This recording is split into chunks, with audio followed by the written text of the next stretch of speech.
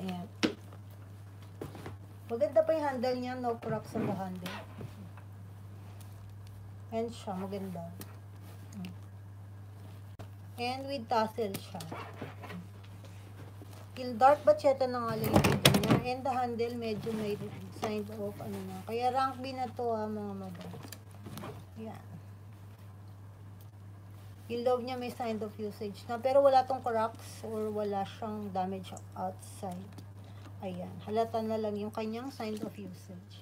And the price is 142,000 yen. 62,400 or $1,077. $1,077.